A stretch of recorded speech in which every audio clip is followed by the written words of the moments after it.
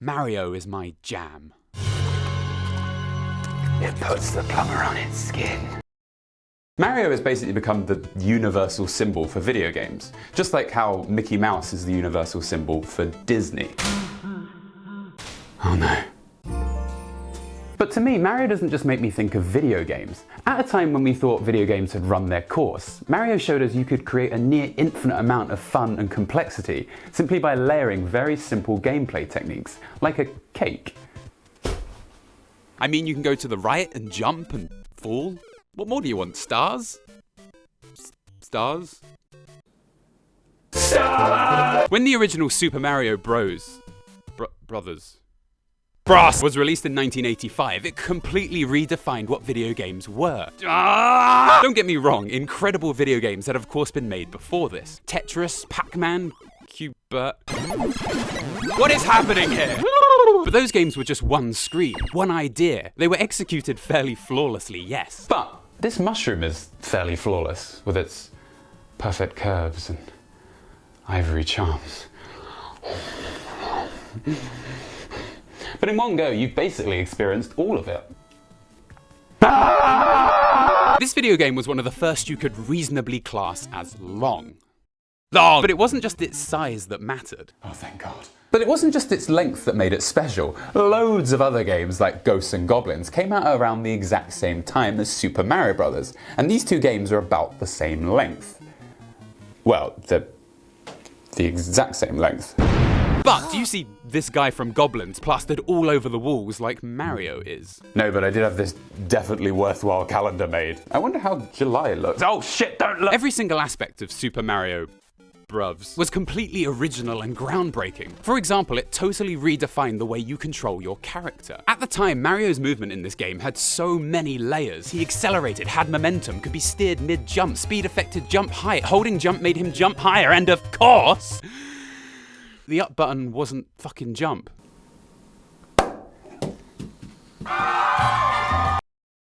I fucked my ceiling. Not literally, of course. It had level warps, secret areas, multiple paths, multiple gameplay styles, a sense of humour, power-ups, memorable art design. Every single piece of music was melodic as fuck. Gerard will now perform level 1-1 of Super Mario Bros. On the flute. The music from Super Mario Bros. Has remained arguably unsurpassed by any subsequent Mario title. Except of course maybe for the slide theme from Super Mario 64, which makes any situation infinitely more entertaining.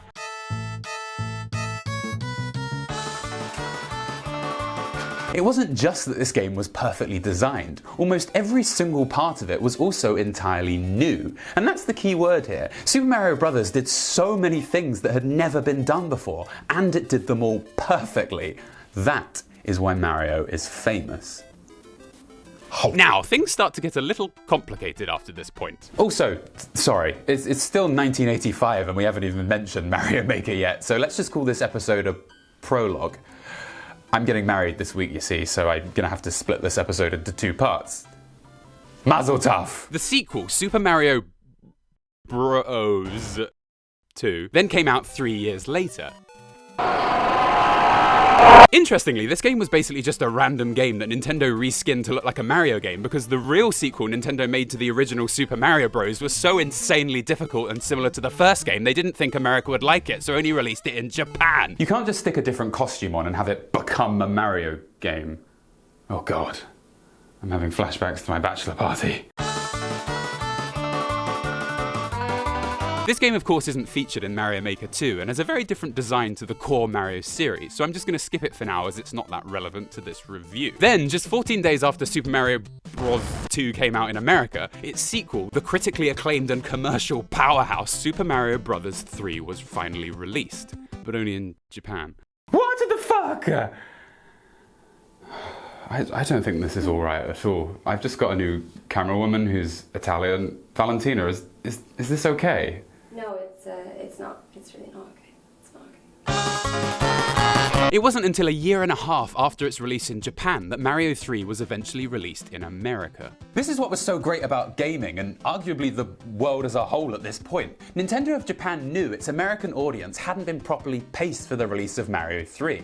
So they just didn't release it, and their entire artistic vision wasn't completely fucked over like everything else is today by the internet. You fuckers, why do I even make these videos for you? I'm gonna be streaming Fallout New Vegas on my Twitch channel all the way through, so go to www.twitch.tv/UpIsNotJump now and follow me. Sid's gonna be there too, and the first stream is this Sunday at 7 p.m. British time.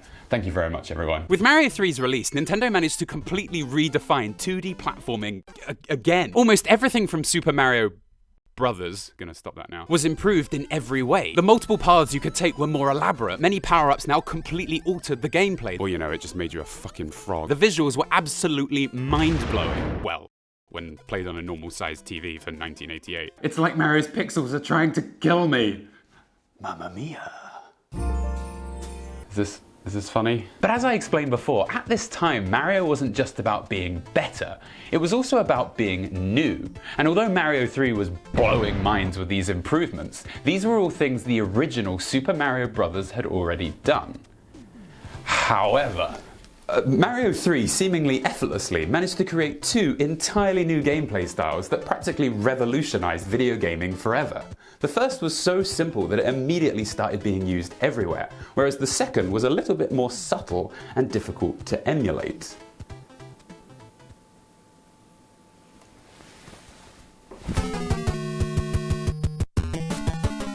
Without playing every single game ever made before Mario 3 came out, Oh, for God's sake! I can't be sure if this was the very first game with a map screen as such, but it set up the formula which has become a staple in gaming ever since. See all these?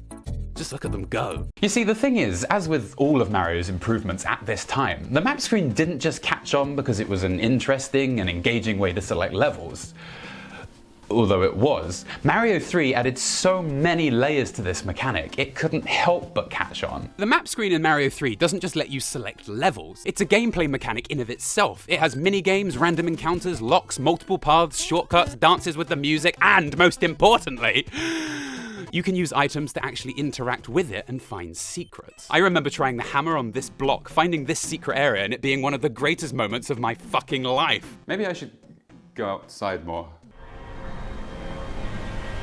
Maybe I could just play Banjo-Kazooie again.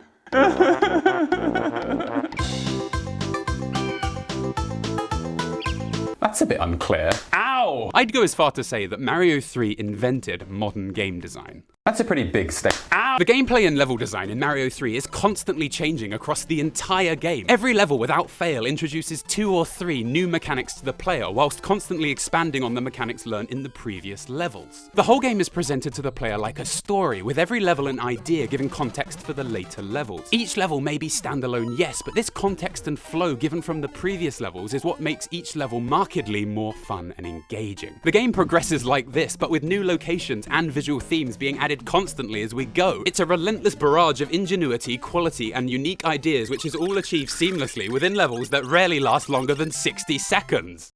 It's fucking great! I actually wrote down every single notable gameplay change that Mario 3 introduces throughout the game, and it ended up taking me 2 minutes just to say them all. So instead, here's one mechanic from each level of the game in the first 3 worlds of the game. You can turn blocks to coins, coins to platforms, fly to secret areas, there are scrolling screens, falling spikes, sliding areas, directed moving platforms, lots of bullets, jumping enemy platforms, quicksand and water, running through swamps, vertical enemies, a swooping sun, I'll get back to that one, chain chomps, walls that need to be broken through, even more bullets, underwater currents, jumping fish, rotating platforms, ghost house mazes, falling platforms, hazardous platforms, falling hazards, throwing hazards, hazardous walls, rising water, bombs and throwable walls. But this isn't what makes the game good. It's not? No, it's how all these mechanics expand and blend as the game goes on. It gives you a taste. Oh, that was fun. It's a shame it's over. Flying is a really cool mechanic. The game is constantly combining things we've learned from earlier levels to basically invent new experiences that are simply there for bursts of fun. Like this. I guess this is alright.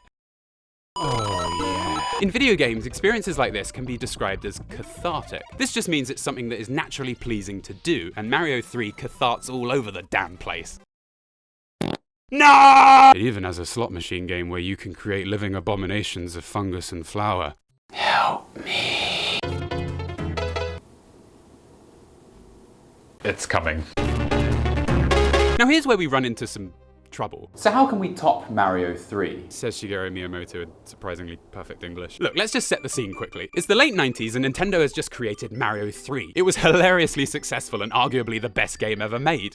But now what? Tensions were high, profits were high, and clearly a few Japanese board men were high. I'm thinking dinosaurs. Cure you! Oh, sorry, sips into Japanese there. Super Mario World was the official sequel to Mario 3, and it came out in the early 90s and was set on Dinosaur Island. But honestly, the Dinosaur Island thing isn't all that relevant. I just wanted to work in a weed joke. I mean, there's fucking rhinos.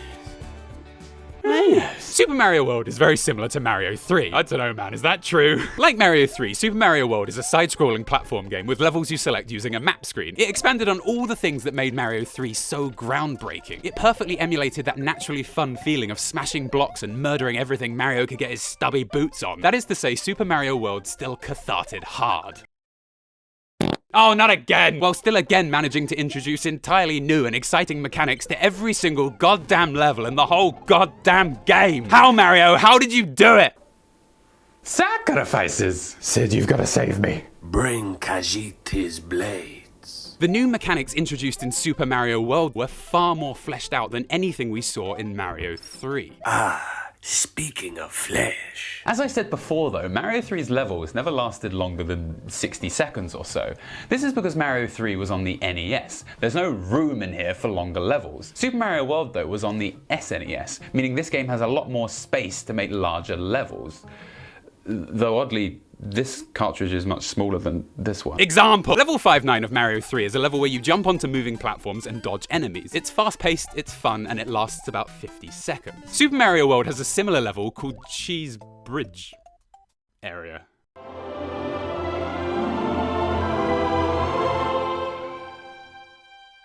There we go. But it has more platforms, more enemies, and goes on for almost a minute and a half. It also progresses far more as the level goes on, with two very lengthy and distinctly different parts to it. It is likely that Mario 3 would have needed to break these two different ideas into two separate levels. Now, more isn't necessarily better. This is very important. Just take the Battle of Winterfell. My point being, having longer levels with more to do doesn't necessarily make the game more fun. Sometimes having more of something just makes it less special. Like this. It doesn't matter who we are. All that matters is our plan. Super Mario World, though, doesn't have this problem because not only is every level longer, they're all completely stuffed to the brim with new and fun ideas. What? Super Mario World was also able to take every new mechanic and explore several variations of it within a single level. As I said before though, Mario 3 did this perfectly by sort of peppering in the same mechanics across the whole game while also introducing new ones as it went. It has just the right amount of pepper! I personally don't think you can say either of these styles is objectively better either. I just happen to think Mario 3's notably short levels and more simplistic visuals have aged slightly since 1988. Who'd have thought, right? Whereas Super Mario World style is fairly timeless. I even felt this way when I was 10 years old, and back then I was a fucking genius! So basically, Mario 3 came up with the winning formula, but Super Mario World was able to flesh it out with the use of technology. Don't get me wrong, both these games pushed boundaries on the years they came out. But in 1990, Super Mario World was able to push the boundaries much further out. And as a result, I find that this game has aged a little better. Like a fine wine. I'm sorry, old friend. So what did Super Mario World do that was actually new? So far, it's just expanded on Mario 3's ideas. Well, come closer. Closer. Donut Island. No, really, it was secrets. Secrets! The amount of secrets and hidden content in this game is insane. It gave each level an incredible and deliberate replayability as you searched for different exits and paths throughout the game. Power-ups were now used to scour the maps. Every pipe was a possible path to a new hidden corner of the map. You think Dark Souls has optional hidden content? Super Mario World is like the Dark Souls of hidden content. Mario Dark World, Soul Super World, hidden. Oh god, he's broken. If you really went digging, and I seriously mean secret exits within secret rooms that were already within secret rooms. There's a secret exit down here. I can feel it. That was horrifying. You would eventually track down 8 entirely new levels that would essentially be, in today's economy, hidden behind a $30 DLC paywall. They're all entirely optional and are some of the best designed and challenging levels in video game history. It felt special finding this area because not only was it hilariously fun to unlock, we never saw it coming. Until this moment, a game had never dared to hide so much good content, let alone behind walls that were so fun to knock down. It's a me. Thank you for watching, everyone. I hope you enjoyed the video. Now, in my last video, I dressed up as a rocket. I'm coming for you, son! For some reason. And now I've had that design put onto t-shirts and pins, which are available now. Anyone who joins my Patreon at the $10 tier will get a free pin sent to them. When you join, I'll just get in touch with the details. If you join as a patron of this tier, you don't just get a free pin, you also get director's commentaries on all my videos, weekly podcasts from me, as well as behind the scenes videos every single time I make a new video. And that includes bloopers and cut footage, like this, with the use of technology. What have you done? Look at that, oh my god. The t-shirts are only available for the next 3 weeks and you can pre-order them here. Maybe, you know, it's YouTube, who knows, but if not, you can find the link in the description to buy the t-shirts. Thank you so much, everyone, and I hope you enjoyed the video.